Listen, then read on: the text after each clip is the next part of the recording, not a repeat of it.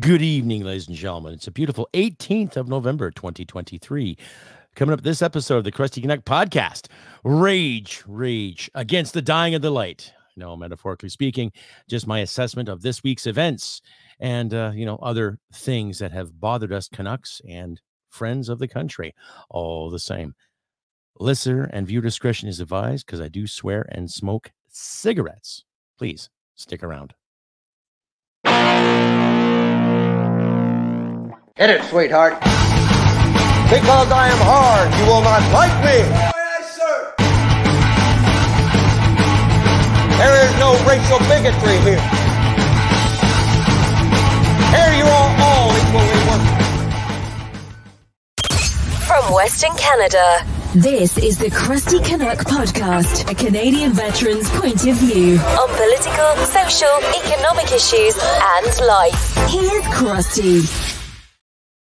That's right, ladies and gentlemen. Welcome to another exciting episode of the Crusty Canuck podcast. I am your host, Crusty Canuck. Welcome you all. Thank you once again to everybody out there who watched my last Pseudo Tuesday rant. I know I missed out. My apologies once again for not showing up the Tuesday. I was just a little too pissed off. But thank you. You're too kind. Thank you. That's right, Bruce. You're good to go, buddy. Anyhow, yes, my apologies for missing that. So as the title card says, rage against the dying of the light. One of the best poems written by a Dylan Thomas back in the 1940s, I believe. I'm not sure. Anyhow, it just speaks for today's events, ladies and gentlemen. I'm not going to sit and give you facts and figures and expect you all to suck eggs. We've all watched the news. We've all get tired of the news. We all get tired of mainstream media at its finest and all the BS is being promoted. Now, one thing that's getting to me since October 7th, since what's been happening in Israel and Hamas and Palestine and Lebanon and the Middle East in general, especially here in North America, okay, you're still seeing an abundance of individuals sitting there waving the Palestinian flag saying free Palestine. And you get the lefties talking about colonialism and systematic racism and systematic prejudice. And yet it's bloody obvious how much prejudice is being produced by not just one side of the conflict, but by both sides of the conflict. You got the sympathizers for Hamas sitting there, oh my God, we got to free Palestine. Oh my God, how dare you talk about Israel? How dare you talk about the oppression of the Muslims? Oh my God, how dare you? And the outrage and the fake outrage and the virtue signaling that's coming from it too. Okay. Now, Israel has done its bad bits too. Okay. The Israeli government has done some terrible things too. Okay. But when I look at any kind of conflict, it affects both sides very well, not just the military might of one army versus another. It affects the civilian population, especially little kids. And I got a soft spot. I don't like seeing kids go hungry. I don't like seeing kids cry. I don't like seeing kids suffer. And I don't want to see kids die. I don't want to see anybody die. So enough of that. So the past few days, I've really sat and I've thought about the leadership that's trying to promote the fairness and the inhumane actions on said warring factions. And it all comes down to blaming Israel for everything. Why is that? Okay. Why are we blaming Israel for everything? When the Middle East has been a hotspot for numerous wars, numerous genocides, for the better part of, let's say, 100, 200 years. Okay. Now, Douglas Murray, a very, very strong, staunch intellectual out of Britain, wrote a couple of books. He's written a couple of good books. And I like watching when he's a guest on podcasts and news broadcasts because he's just straight to the point. No holds barred. He doesn't sugarcoat anything. He just says it like it is. And he made a very, very valid point on the Trigonometry podcast. If you guys watch that, those guys are awesome. I love watching Trigonometry. And I'm at work, I'll put their podcast on and I'll listen to what they have to say. And it's just it's just downright realistic, you know? Anyway, carrying Douglas Murray, he made a point of saying, with all the wars and the civil war factions that have been happening in the Middle East for, the better part of 60 years, how many people were protesting in the streets when Muslims were killing Muslims? Right? Something to think about. How many people were raging in college campuses and protesting in cities like Sydney and London and Toronto and Montreal and New York and Los Angeles? How many people were protesting the endless slaughter that certain Muslims were committing towards each other? The Yemeni civil war, the Syrian civil war. Everyone had their hearts and homes open to bring in Syrian refugees. That's fine. Everyone had their hearts open to bring in more refugees from certain conflicts. It's fine. But how many battles, how many onslaughts and massacres have happened in every one of these countries over the past 50 years? And yet we have the bleeding hearts taking the side of Hamas. You see the contrast there, ladies and gentlemen, right? I am not disenfranchising the Jewish people, nor am I disenfranchising the Palestinians. But I'll disenfranchise Hamas, Hezbollah, ISIS, and the fucking Al-Qaeda and Taliban, because they're all in the same boat. Okay? Now, this trend that's going on with TikTok, apparently, Osama bin Laden's letter to America, and all these kids are going, rah, rah, rah. Why? Half of you kids weren't even around when 9/11 happened. Okay? You weren't even born. You weren't even a twinkle in your mother's eye when that shit happened. Yet you're sitting there going, rah, rah, rah about it. Why? Right? You don't like the democratic choices you have. You don't like the possibilities and the opportunities you have. I would like to ask some of these women in these college campuses, especially the ones who identify as women, okay, preferably the non-binary types. Anyhow, sorry, brain fart there. You know what I'm saying. And ask yourselves this: how would you be treated in a country like Afghanistan? How would you be treated in Palestine? How would you be treated in Saudi Arabia? How would you be treated in Yemen? How would you be treated in any of those Arab countries? Okay. How would you be treated there? While you're sitting there waving the flag of Palestine and praising the efforts of Hamas, how do you think you'd be treated? Think about that for a second. I highly suggest you have a conversation with some Afghani women that fled Afghanistan in the 80s and the 90s, especially after the Soviet incursion failed and the Soviets left, before the fall of the Soviet Union. Go out and talk to some women that left Afghanistan at that time, and they'll tell you how they were treated. Okay? So while you sit there and you tote the virtue of apparently supporting the little guy, right? Think about that. Those individuals that say, the queers for Palestine. Okay. How have homosexuals been treated in those countries? Think about that. It's something to ponder, ladies and gentlemen. So when these individuals tote their virtue and talk about freedom and safety, and oh my goodness, they have a right to exist. Yes, everybody has a right to exist. That's blatantly obvious, right? Everyone has the right to be who they want, as far as I'm concerned. But there are powers on the left side of the spectrum, and still a few hanging on to the right, that want to change that fucking dynamic all over again and reshape and remold us as we sit and speak today. So don't let this war in the Middle East, screw your judgment when it comes to how we have to live in the West and how good you've had it in the West. Yeah, every democracy has had their flaws. Every democracy has had their upheaval when it comes to civil rights and social aspects of our lives, right? I've heard of people laugh at our country.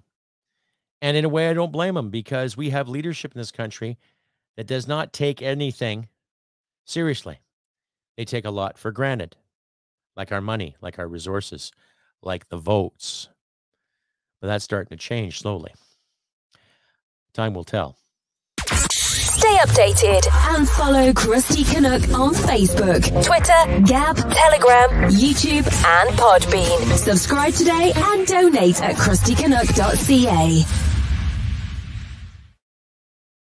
And welcome back, ladies and gentlemen, to episode 243, Rage Against the Dying of the Light. And I use that title very effectively because When I read that poem, it's about dying and not letting go and trying to live the best life you can and trying to fight for the light somewhere, somehow. Trying to keep focused on the big prize, trying to keep focused on what is good for you as an individual, what is good for your loved ones, your family, assuming you have a family, assuming you have a loved one. But even if you're single, what is good for you? Okay. I'd like to say that North America has had its opportunities for a very, very long time.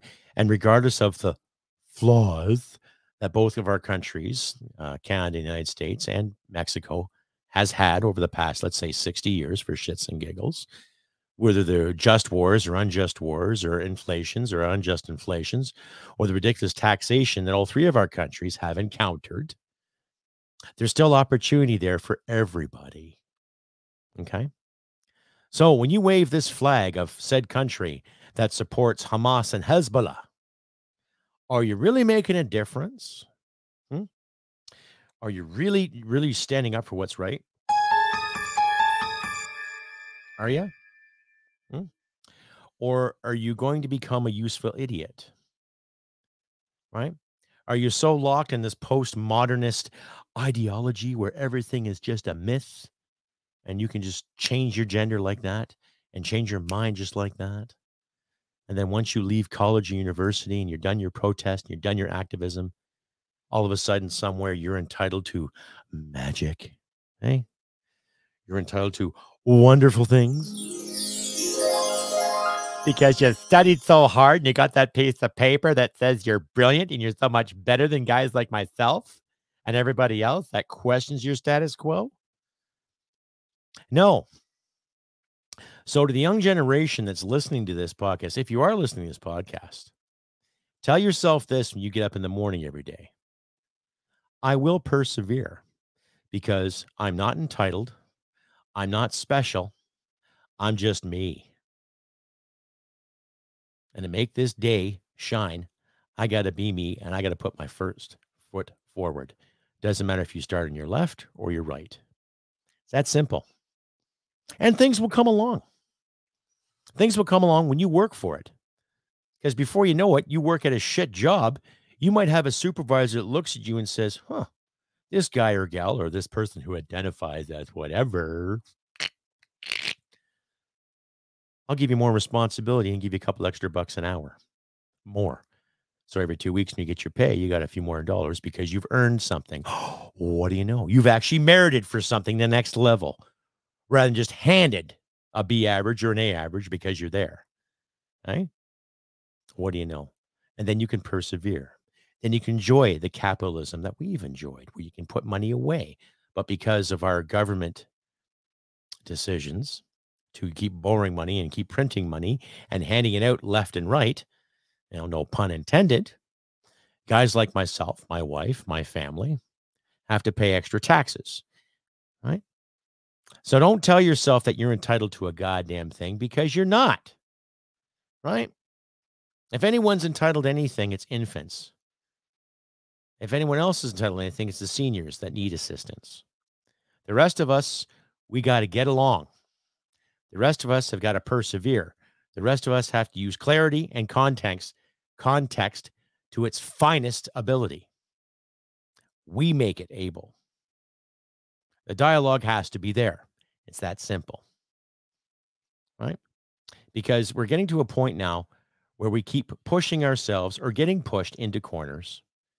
And when you push a dog into a corner, you get one of two things. One, you get submission, or you get fucking bit. Stay updated and follow Crusty Canuck on Facebook, Twitter, Gab, Telegram, YouTube, and Podbean. Subscribe today and donate at crustycanuck.ca. Welcome back, ladies and gentlemen, to the podcast, episode 243, Rage Against the Dying of the Light. That's right, ladies and gentlemen. I'm your host, Crusty Canuck. And if you like and hear what you see, please click like and subscribe, all this stuff. I should have mentioned that earlier in the show, but I don't believe people should be sucking eggs. You know the routine. You like my show, give me a thumbs up, give me a comment, share it all over your social media platforms too if you can. Just do what you can to keep Canadian content alive and well out there as well. excuse me. It's been a pretty busy day. Did a lot of housework, did some grocery shopping today. I'm off today. So, as promised, I put up a podcast for you all, my wonderful audience too.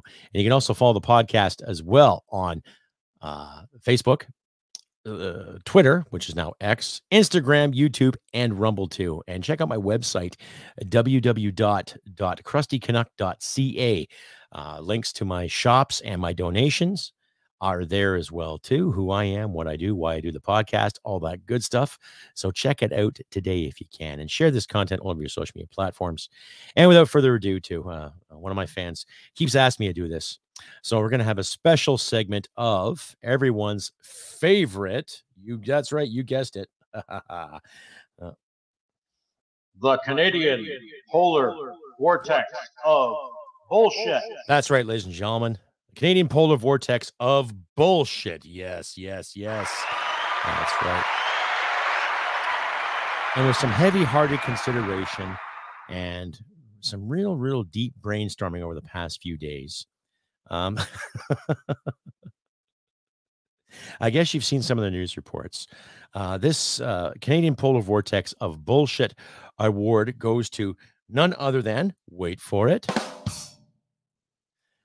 Deputy Prime Minister and Finance Minister of Canada, Miss Chrystia Freeland, one more time. That's right, ladies and gentlemen. That's right. Miss Chrystia Freeland. Yes, Miss Freeland. So, once again, you have been fortunate enough to win the coveted Canadian Polar Vortex of Bullshit Award. Can you please tell this audience how you really feel? Let me be perfectly clear, Canada.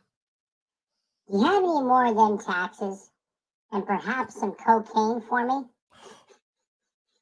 Oh, well, Miss Freeland. No, not on me.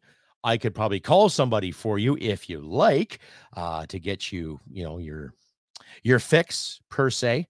But really, I wouldn't, I wouldn't be proud of that kind of bragging. But please, you have anything else to add to winning the coveted Polar Vortex of Bullshit Award? I'm so happy I could just shit. Well, yeah, that's what happens when you do too much cocaine, and that's what happens when you lie to people. But nonetheless, well done, madam. Well done for winning another Canadian Polar Vortex of Bullshit Award. Give yourself a round of clap. Hope you're happy, and I hope to God next election or somewhere down the line, you actually get fired or dismissed, or you have to retire in shame because of your bloody incompetence and your condescending remarks to the Canadian taxpayer. Well done, madam, once again. One round of applause and another round of clap for Miss Freeland, everybody. Well done. Well done on you. And I hope to God you get the hell out of politics, because you fail. Stay updated and follow Crusty Canuck on Facebook, Twitter, Gab, Telegram, YouTube, and Podbean. Subscribe today and donate at crustycanuck.ca. And that's right, ladies and gentlemen, you're back to episode 243 of the Crusty Canuck podcast. That's right. Rage against the dying of the light. That's right, ladies and gentlemen.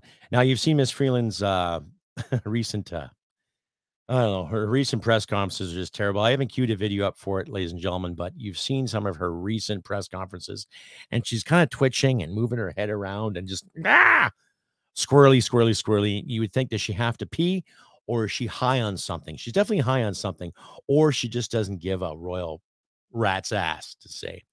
But yeah, I think she's deserved that award very, very, very well, because, she's just not together. And regardless of her so-called education, her background in business journalism, and her lovey-dovey relationship with Mr. Soros, and of course her seat on the World Economic Forum, speaks for itself, ladies and gentlemen. Anyway, carrying on with this episode's rage against the dying of the light. It's a metaphor that tells us we're getting into some really, really dark places, and we got to fight for the answers and fight for the truth, ladies and gentlemen. We have to do better when it comes to these accusations. I'm all for free speech. I'm all for everybody getting out there protesting, freedom of assembly, peaceful assembly, freedom of association, do what you want. But when you see in every major city, especially here in Canada, with the protests against Jewish businesses, is that right? When there are Jewish students that are afraid to go out, to go to their classes, or to go here, or to go there, because they're afraid it might be chased down. Says my American listeners, I'm sure you can relate to this too. We've seen this in New York City and in California and Los Angeles. How is that right? How is that allowed? Right? Like I said, I believe in free speech. By all means, I believe in free speech. Freedom of expression, be you, do you, I do me, all that good stuff. But when you see a lot of this hatred, and then not even a year ago, you get these advocates saying, we have to stop hate speech. We have to stop this hateful conversation. We have to do all these wonderful things just to stamp out hate. But yet some of these groups, members of the same groups, can go out and promote said hatred, right? Because it's the current thing. Well, can you slap them upside the head and say, hello, contradiction? Right? I guess we can't, because that'd just be too mean. That's too much toxic masculinity. Oh, what's the world coming to? It's coming to an unrealistic platform. And it's up to you and me, your friends, my friends, to make it realistic again. Okay? Like I said earlier in the show, how many of these individuals actually appreciate where they live and what they're doing? How many of these individuals are taking the time to really appreciate what they have? Right? See, I laugh when people say about colonialism. Okay, yeah, North America was a colony of something at one time. Mexico was a colony of Spain. The United States was a colony of Britain. Canada was a colony of Britain and France. They had a war in the 1750s. Britain kicked France's ass and took over what's now known as Canada. So we have this dilemma here. Why are you holding on to things from like 100, 200 years ago when you should be holding on to things that are going on right now? It goes up there with those individuals that want reparations for something that never happened to them. And you expect people to pay reparations from people that never did anything wrong to you. Right?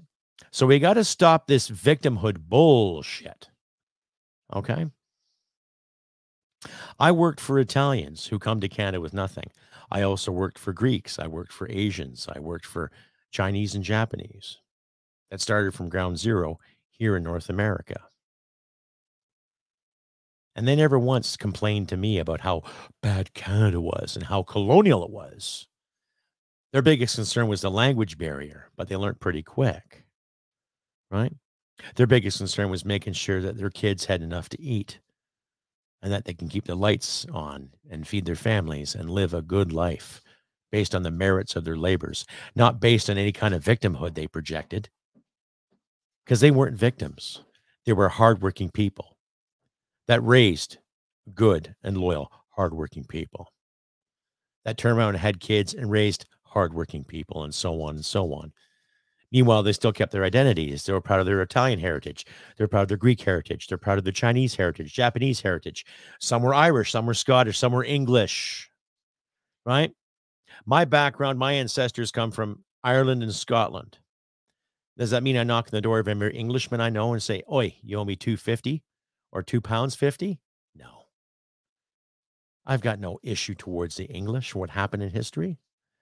I've got no issues towards any race or any culture for what happened in history. But certain cultures and traditions should be put in the back burner when it comes to living your life and doing the best you can to help each other out at the best of your abilities. It's that simple. But, of course, it's not that simple because there's still a lot of pride in the way. A lot of pride behind me. Why? Because I fought for this country. A lot of pride with my American friends. Why? Because they fought for their country. A lot of pride with my Australian friends because they fought with their country, for their country. A lot of pride with my English, my Scottish and Irish friends. Why? Because they all took the time to stand up for their country, what they thought was right. But no way in my life and in my adventures did I see anybody go out of their way to harm another person because of their faith or because of the color of their skin or their gender or their gender spectrum identity, whatever the fuck you want to call it now, because the rules keep changing every time we turn around, because it's about accommodating a handful of people that might get hurt. Well, get on with it, because life can hurt. Life can be tough. Life can be difficult. You're not impartial to that. No one's impartial to never be offended. No one's impartial to never get hurt. It's one of the human dynamics. You learn how to mourn with loss. You learn how to mourn with a breakup.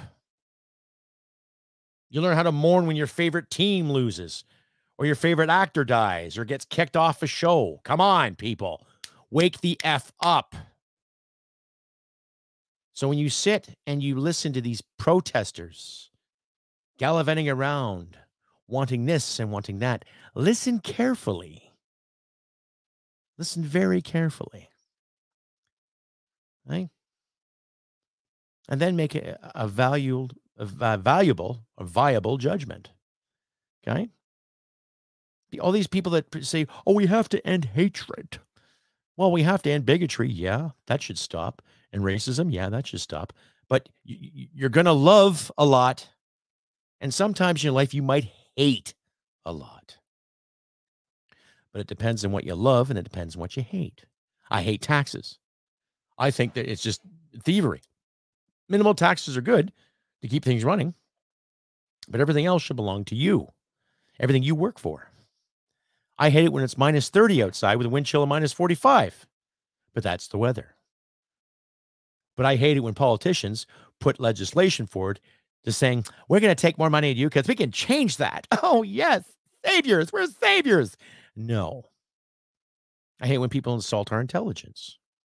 As I mentioned, Miss Krista Freeland insulting our intelligence every time she takes a podium, every time she's supposed to answer questions to the media and to the masses that are watching, especially to her constituents.